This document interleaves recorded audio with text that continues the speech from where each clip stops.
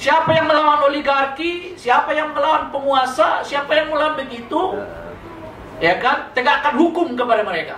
Selama Kapolrinya Sigit, pimpinan KPK-nya orang dari Kapolri, orang dari polisi, yang polisinya dulu dibesarkan oleh Mulyono, jangan berharap akan ada gebrakan-gebrakan penting dalam hal pemberantasan korupsi di Indonesia ini.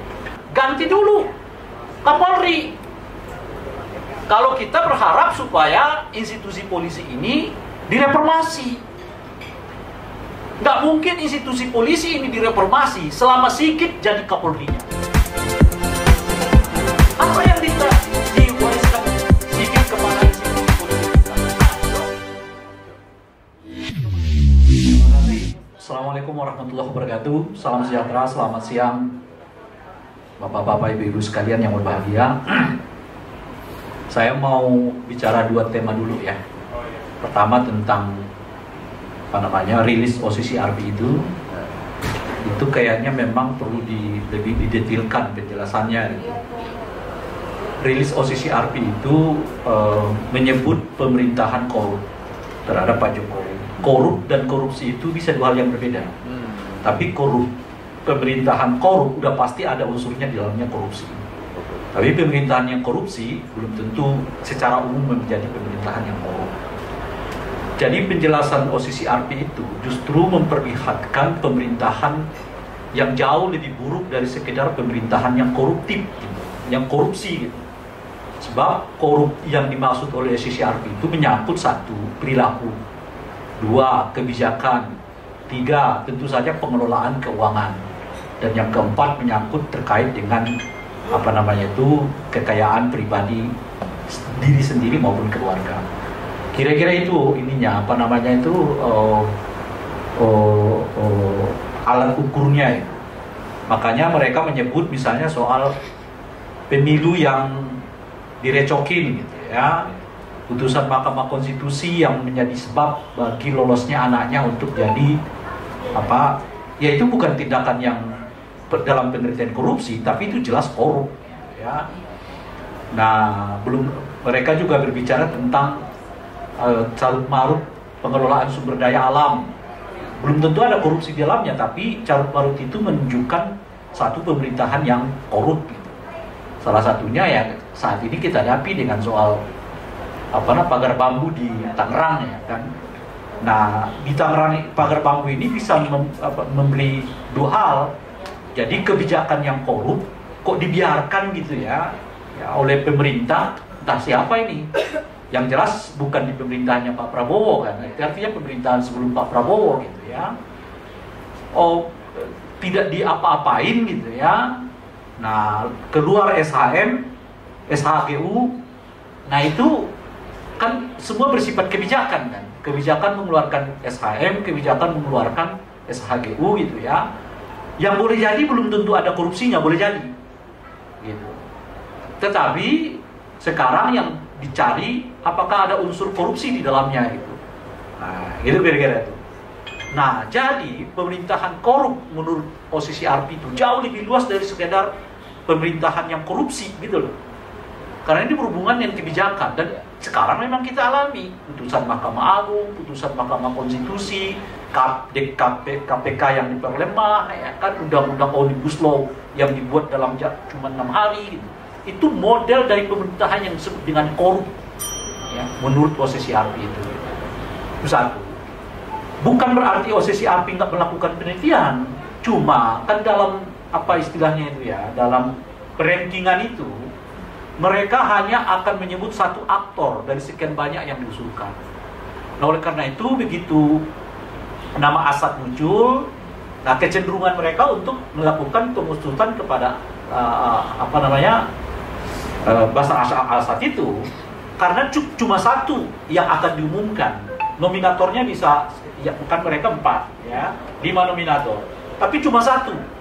Jadi mereka yang mau menyebut satu tanpa ada perankingan, misalnya ini korup yang paling pertama, ini korup yang paling kedua, enggak. Nah, karena mereka hanya ngejar yang satu, ya mereka fokus di situ. Dan semua juri-juri ini merasa fokusnya harus ke Bashar al-Assad.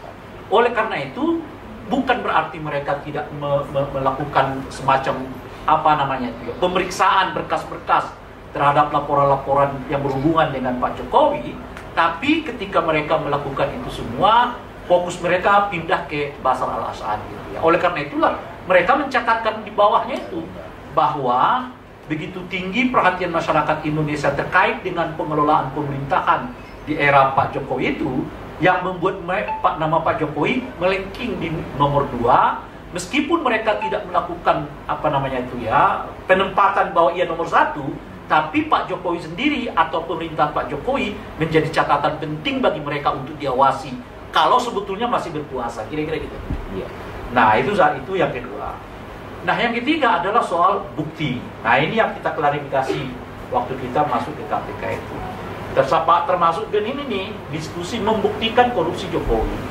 Saya sudah berulang kali mengatakan, tidak ada satupun yang dapat membuktikan apakah Jokowi itu korupsi atau tidak. Kalau itu dikaitkan kepada mereka yang bukan penyidik. Loh.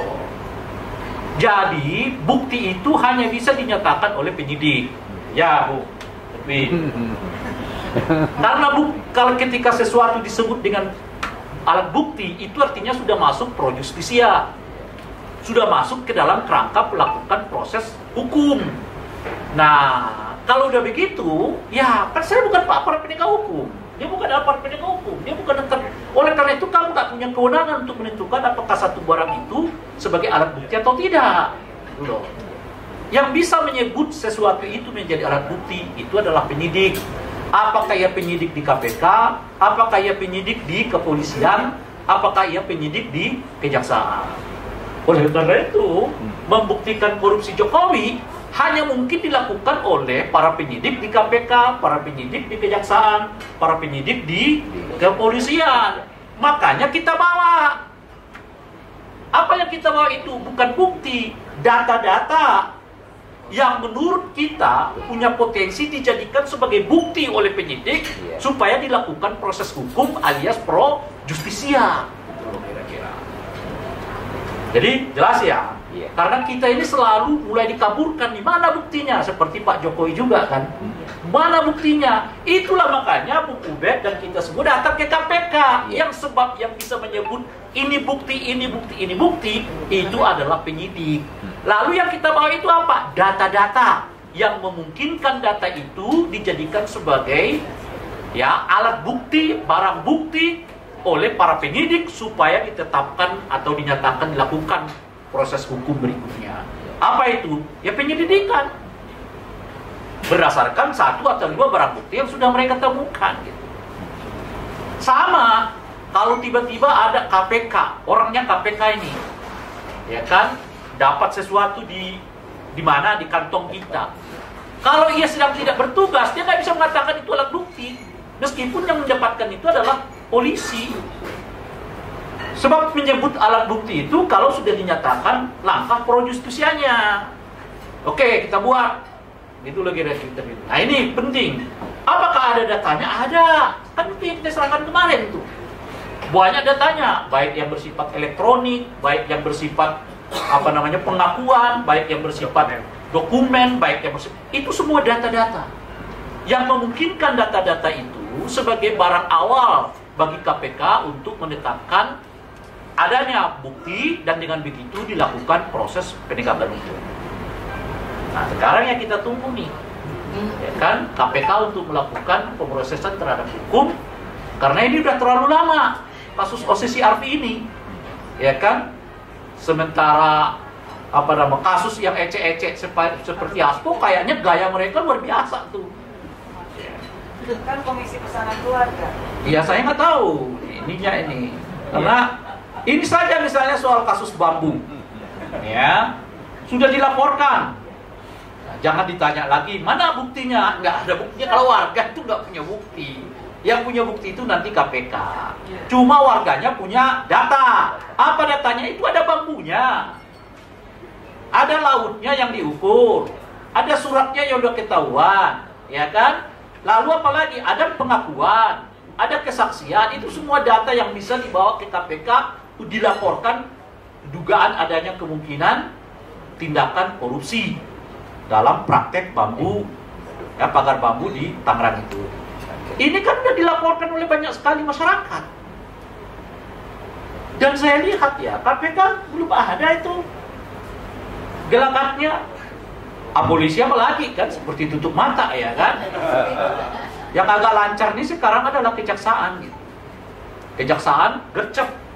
Sebelum dilaporkan masyarakat pun mereka udah ngumpulin ya kan data-data untuk ditetapkan mungkin sebagai ya alat bukti, barang bukti dan sebagainya oleh kejaksaan itu. Lah polisi di mana? Belum ada ini perkembangan. KPK sibuk urusan hasto. Jadi kita mendanai KPK itu, pajak kita lihat, jangan lupa, hanya untuk ngejar hasto mereka itu. Ridho nggak? Ridho nggak kita tuh? Hasto itu, kalaupun ada ya kaitannya dengan hasto, dugaan suap itu, suapnya nggak sampai 1 miliar kok, cuma 800 juta. Ya, 600 juta. Itu yang dibolak-balik, dibuat drama oleh KPK. Tiba-tiba adalah, ya kan, habis kita waktu kita laporkan itu, siangnya mereka buat drama tuh, masuk melakukan penggeledahan gitu ya. Sekarang orang masuk ke kasus bambu ya. Nah, mereka sibuk lagi nih.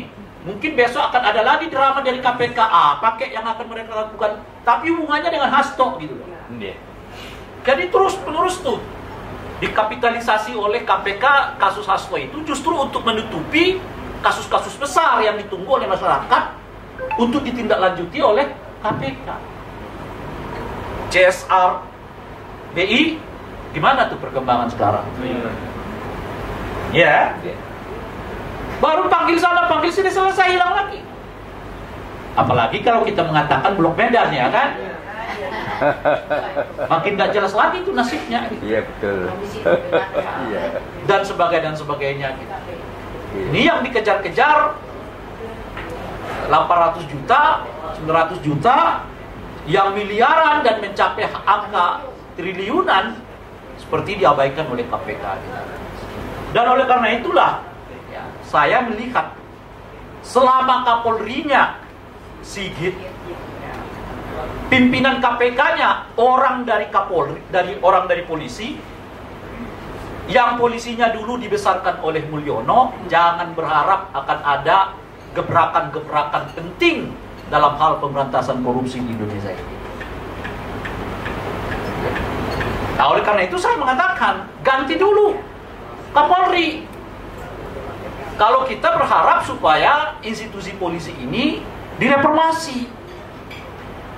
Nggak mungkin institusi polisi ini direformasi selama Sigit jadi Kapolrinya. Apa yang diwariskan Sigit kepada institusi polisi kita? Anjlok. Kemarin kalau kita mau pakai survei puas-puasan itu, turun. Belum lagi yang kita alami hari-hari ini kan. Nggak ada berita tanpa ada kasus yang berhubungan dengan polisi. Tembak-menembak lah, tembak warga lah, suap lah, pungli kah. Lalu sekarang punglinya bukan hanya kepada warga negara Indonesia, kepada warga negara asing pun dipungutin biaya oleh mereka secara ilegal ya, peristiwa itu ya, musik. Nih 2-3 hari yang lalu kasus pemerasan lagi muncul kan? Udah begini nasib bangsa kita ini, diperas terus. Nah oleh karena itulah ya saya berharap Pak Prabowo kalau mau bersih-bersih cerita omon-omon, nggak perlu kejar koruptor sampai ke Antartika gitu ya. No, di depan mata Pak Prabowo tuh banyak. Ya kan? Bereskan tuh kasus bambu, ya kan? Bereskan tuh si RBI, CSRBI, bereskan tuh Blok Medan, nggak perlu sampai ke Antartika. Sebab kenapa? Kalau sampai yang begini-begini nggak diselesaikan oleh Pak Prabowo, orang akan mengatakan, ya, bukan Antartika Pak, itu sih antar kita, kata dia. Kalau ke Hasto dikejar sampai ke antariksa. Antartiga ya, kalau Hasto. Itu bambu. Selesai Antartika. 270 triliun selesai Antartika dan sebagainya. Itu satu. Nah yang kedua, kalau Pak Prabowo betul-betul ingin polisi lebih baik macam-macam seperti pidatonya 2 hari yang lalu tuh, ganti Kapolri. Mohon maaf, apa yang prestasi yang yang dicapai oleh Pak Sigit Kapolri sebagai Kapolri? Yang ada adalah marah, istilah apa yang kita sebut sekarang ini pacok, partai coklat. Isu nggak itu? Aduh Pak, kalau kita betul-betul bergelut di dunia pemilu, kita ngerti itu, udah rahasia umum. Kemarin saya diundang oleh Bawaslu ke Sumatera Utara, kebetulan untuk acara yang lain. Tapi saat yang bersamaan mereka lagi rapat dalam satu forum yang disebut dengan Gakumdu. Gakumdu ini adalah perpaduan antara Bawaslu, aparat penegak hukum, baik kejaksaan maupun kepolisian. Lalu sambil ngobrol saya bilang, solusinya cuma satu, apa? Bubarkan Gakumdunya. Sebab begitu Bawaslunya menemukan apa yang disebut dengan data pelanggaran, katakanlah berhubungan dengan politik uang, masuk ke Gakumdu, mentah lagi itu semua. Sebab yang bisa menyebut data itu alat bukti kan polisi dan jaksa. Kalau mereka mengatakan data-data Bawaslu nggak cukup dijadikan alat bukti, ya selesai. Bawaslu nggak bisa paksakan. Maka berapa kasus politik uang yang bisa naik ke pengadilan? Sedikit. Tapi apakah kasus politik uang di Republik ini sedikit atau banyak? Banyak banget. Kenapa nggak naik ke atas? Ya karena selesai di Gakumdu, bukan selesai di pengadilan. Polisinya mengatakan ini nggak cukup jadi alat bukti, jaksanya mengatakan nggak cukup jadi alat bukti. Selesai. Sekalipun itu dengan susah payah sudah didapatkan oleh Bawaslu. Sudah ada data, sudah ada ini, sudah ada itu, macam-macam. Tapi begitu sampai di Gakumdu, ini nggak cukup jadi alat bukti. Karena lagi-lagi kan, yang menyebut sesuatu itu alat bukti adalah penyidik. Bahkan Bawaslu sekalipun nggak punya kewenangan mengatakan data-data mereka itu sebagai alat bukti. Barang-barang yang mereka temukan itu sebagai alat bukti, tidak bisa mereka mengatakan itu. Karena untuk menyatakan sesuatu itu alat bukti masuk dalam proses hukum yang disebut dengan langkah pro justisia. Nggak bisa, jadi mentah begitu aja. Sehingga yang muncul di kita itu, yang kita dengar sekarang ya, di kalangan para pegiat pemilu itu, ya itu tadi. Banyak permainan yang berhubungan dengan apa yang disebut dengan parcok itu. Partai coklat, partai coklat. Jadi harus ada reformasi total di dalam institusi kepolisian kita. Yang langkah pertamanya itu adalah mencopot Pak Sigit. Kalau nggak ada itu, Pak Sigit ini terlalu politik. Lebih cocok sebetulnya beliau itu menjadi orang yang sama-sama dengan Pak Jokowi mendirikan partai politik gitu loh.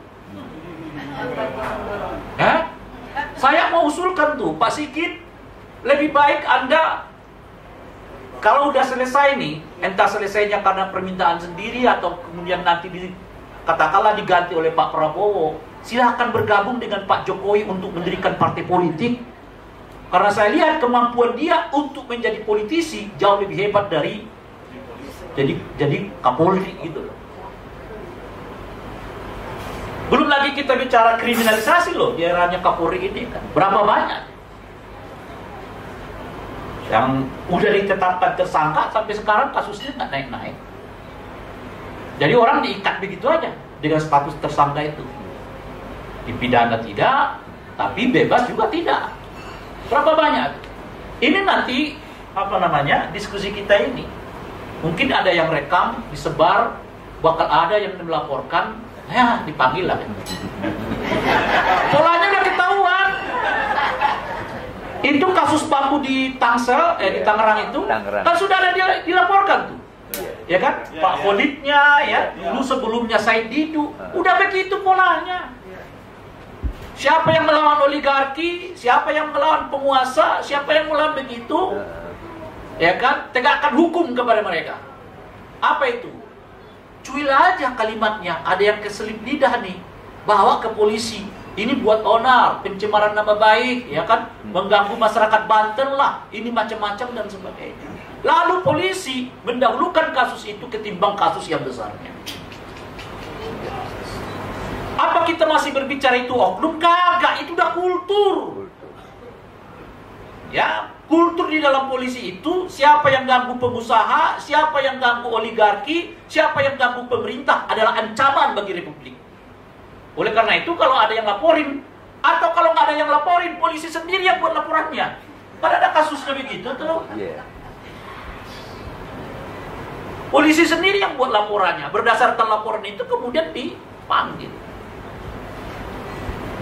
Nah ini kurang lebih hal yang sama terjadi di KPK. Ya kan?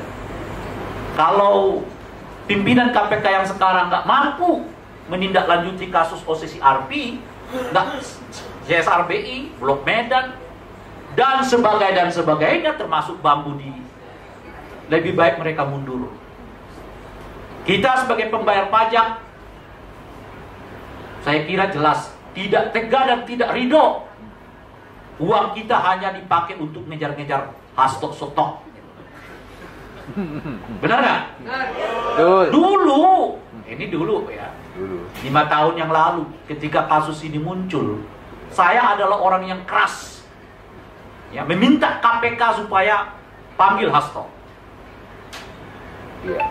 Saya orang keras tuh, panggil Hasto. Kenapa? Karena ada 2 aspek menurut saya di situ. Pertama tentu dugaan adanya melindungi pelaku suap. Yang kedua, Hasto saat itu berkuasa, sekjen dari partai politik yang berkuasa. Oleh karena itu saya rasa lawan. KPK harus keluar unjuk gigi. Lah sekarang setelah orang bukan siapa-siapa baru KPK-nya berani. Sedih kita. Anda kuat itu kalau Anda melawan orang kuat kan? Anda nggak mungkin kuat kalau yang Anda lawan itu adalah orang lemah. Nah sekarang KPK mau mencitrakan dirinya sebagai orang hebat dengan melawan Hasto yang bukan siapa-siapa lagi, gitu loh kira-kira. Berani nggak dia di lingkaran Pak Prabowo membantu Pak Prabowo untuk menelisik kembali kemungkinan-kemungkinan anggota kabinet lah, inilah, itulah yang boleh jadi melakukan tindak pidana korupsi. Ya, ini kita lihat nih, KPK ini sudah hampir lebih dari 130 hari loh, 4 bulan. Belum ada nih progres yang signifikan. Kalau mereka cuma nangkap yang begini-begini, ke orang lain, ke kepala daerah lagi, DPRD lagi, aduh, ayam sayur itu. KPK ayam sayur. Di zaman sebelumnya juga udah lemah, tapi setidaknya 2-3 menteri mereka tangkap loh. Dan menteri-menterinya dari partai politik yang berkuasa. Kan PDI berapa tuh? Kena. Gerindra kena. Ya kan? Golkar juga. Golkar. Padahal ketua KPK-nya sekarang berhadapan dengan hukum kan? Nasdem juga. Berapa tuh? Padahal KPK-nya kondisinya kayak begitu, nangkap menteri masih gitu. Ini pimpinan KPK-nya polisi, ditemani oleh jaksa, ditemani oleh mantan hakim. Kalau cuma nangkapnya Hasto, ayam sayur. Ayo tuh, posisi anti. Di mana itu? Supaya kita bisa lihat, kalau di dalam politik, ya, saya udah mengatakan 100 hari Prabowo, puas, kata publik ya, kata Kompas, sama indikator, 100 hari puas, ya kan? Makanya dalam satu acara, kalau 100 hari apa namanya ya, sudah bisa memuaskan rakyat Indonesia, gitu ya. Pertanyaannya adalah ngapain lagi tuh, ya kawan saya Noel di situ gitu loh saya. Iya. Orang rakyatnya udah puas, dia sih tidur aja juga rakyat udah puas. Ya, siapa lagi kawan kita tuh? Saya berharap mereka cabut semua deh, mundur, karena ternyata dengan program Pak Jokowi rakyatnya udah puas kata mereka. Kalau rakyatnya puas dengan Pak Prabowo, Pak Jokowi, ngapain lagi kawan saya kayak Noel, kayak siapa itu di dalam gitu loh, Pak. Kan buang-buang tenaga, buang-buang duit. Kalau kalian mau ikut serta menunjang kembali ke apa namanya itu kesuksesan Pak Prabowo, sudahlah kalian jangan lagi terima gaji dari negara, kasih ke MBG. Kalau sekarang MBG itu kesulitan duit untuk nyarinya itu kan. Ya, rampingkan kabinet. Apain lagi tuh? Mau dikejar targetnya berapa persen sih tingkat kepuasannya? Mau 90%? Nah, dalam satu diskusi ada yang menyebut tingkat kepuasan itu disumbang oleh Pak Jokowi. Ya, artinya kan kesuksesannya, puasnya terhadap Pak Prabowo itu 80%-nya disumbang oleh Pak Jokowi. Karena tingkat kepuasan kepada Pak Jokowi itu terakhir kali adalah 80%. Kalau tingkat kepuasan kepada Pak Prabowo 81, artinya yang puas kepada Pak Prabowo itu cuma 1%. Ada itu yang ngomongnya begitu. Kepuasan kepada Pak Prabowo itu merupakan lanjutan kepuasan kepada Pak Jokowi. Kalau kepuasan begitu cara berpikirnya, kepuasan kepada Pak Jokowi itu sudah 80%. Waktu itu. Enggak dong, 3-4 bulan yang lalu 80% itu. Kan 80% itu kalau Pak Jokowi sudah mau lengser. Sekarang disurvei tingkat kepuasan 80 naik 1%. Artinya apa? Artinya Pak Prabowo hanya mendapat 1% kepuasan dari publik. 80%-nya kepuasan terhadap Pak Jokowi. Padahal Pak Prabowo sudah ngeluarin banyak sekali program yang bersifat populis. Makan bergizi gratis, PPN diturun, PPN nggak jadi naik, dijanjikan 3 juta rumah gratis, gaji buruh dijanjikan dinaikkan, gaji guru dijanjikan dinaikkan, kan udah banyak banget tuh. Ternyata cuma 1% dapat. Mungkin karena itulah bapak-bapak ibu sekalian, mengapa Pak Prabowo ini kesulitan keluar dari bayang-bayang Pak Jokowi. Karena hatta sampai 100 hari pemerintahan Pak Prabowo, orang melihatnya itu Jokowi bukan Prabowo gitu. Betul. Itu. Dan oleh karena itulah Pak Prabowo, Pak Jokowi warawiri kesana kemari. Kenapa warawiri? Karena dari tingkat kepuasan itu menunjukkan orang sebetulnya inginnya Pak Jokowi bukan Pak Prabowo gitu loh kira-kira. Maka warawirilah beliau tuh. Kenapa warawiri? Untuk terus mengumpulkan popularitas itu dan tingkat kepuasan itu yang itu diimpakkan kepada Pak Prabowo. Kalau begitu gimana Pak Prabowo-nya? Pak Prabowo-nya sebetulnya nggak kuat. Mungkin karena itu beliau selalu ya menterinya dibiarkan sowan ke Solo. Terakhir kemarin kan ada kita dengar tuh ya. Satu menteri yang akan yang sowan ke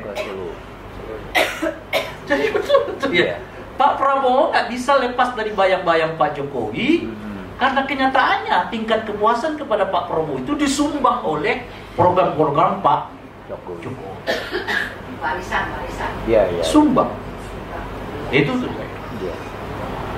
Jadi, itu mungkin karena itu Pak Prabowo tidak punya pandangan terhadap posisi Arfi. Kan mestinya beliau tuh pidato dong ya. Saya setuju dengan saudara Ubed agar KPK yang sekarang memeriksa siapapun yang berhubungan dengan kejahatan, korupsi, nggak peduli apakah orang-orang yang di sekitar saya atau mantan-mantan presiden sebelum saya, kalau mereka bisa dibuktikan memang melakukan tindak pidana korupsi, saya harap KPK untuk mengejarnya. Jangan cuma Hasto. Iya. Kita tunggu nih pidatonya Pak Prabowo, ya kan? Oke. Tapi ya kalau Pak Prabowo berpikirnya politik, ya tentu beliau akan tetap ya berhubungan dengan Pak Jokowi. Iya. Kenapa? Karena kenyataannya tingkat kepuasan kepada Pak Prabowo itu disumbang oleh Pak Jokowi. Iya. Hah? Jangan tanya metodologinya udah benar semua tuh. Udah benar semua tuh. Yang kita lihat aja kesimpulannya, katanya 80% itu kelanjutan dari kesuksesan Pak Jokowi. Artinya Pak Prabowo tingkat kepuasannya cuma 1%. Oleh karena itulah Pak Prabowo harus betul-betul memperlihatkan dirinya menjadi bagian dari Pak Jokowi. Untuk terus memperkuat itu, maka Pak Jokowi warawiri ke sana kemari. Supaya namanya terus berkibar. Kalau namanya berkibar, tingkat kepuasannya terjaga, dan tingkat kepuasan itu diimpakkan kepada Pak Prabowo. Seberapa besar? 80%. Iya, betul. Sekarang 70.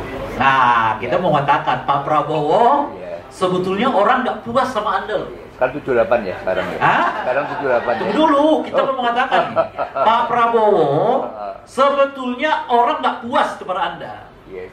Tingkat kepuasan kepada Anda itu cuma 1%. Orang puas kepada Pak Jokowi tapi bukan kepada Anda. Oleh karena itu kalau Anda mau betul-betul puas oleh rakyat, betul-betul dikasih puas, Anda harus tampil sebagai Prabowo, bukan sebagai Jokowi. Yeah. Selama Anda tampil sebagai Jokowi, maka tingkat kepuasan kepada Pak Jokowi jauh lebih tinggi daripada tingkat kepuasan kepada Pak Prabowo. Oh. Jenjangnya jauh sekali, 80 berbanding 1. Iya. Bukan begitu cara menghitung surveinya dong, mulai kata orang. Loh, kan maunya saya. Kok cara menghitung survei harus diatur juga oleh mereka, ya kan? Itu sama seperti dia mengatakan ada gambar merah hitam putih, lalu di sini dia bilang, oh ini merah semua. Enggak begitu, ada unsur. Lah maunya saya, ya kan? Maunya saya, cara membaca survei itu begitu. Tingkat kepuasan kepada Pak Jokowi 80%, kepada Pak Prabowo 1%. Itulah kira-kira. Oleh karena itulah Pak Prabowo kelihatan bergantung kepada Pak Jokowi. Dan karena itulah Pak Jokowi warawiri sekarang kemana-mana supaya popularitas terjaga, yang berimpak kepada kepuasan itu diinfakkan kepada Pak Prabowo. Tapi kalau Pak Prabowo mau tumbuh dirinya sebagai orang yang betul-betul sebagai pemerintah presiden, beliau harus tumbuh ya sebagai Prabowo. Mana tahu setelah itu orang lebih suka kepada Pak Prabowo bukan karena Pak Jokowi, tapi karena Pak Prabowo-nya. Terima kasih. Assalamualaikum warahmatullahi wabarakatuh. Terima kasih Bang Ray. Jadi dari banyaknya penjelasan saya tadi tertarik soal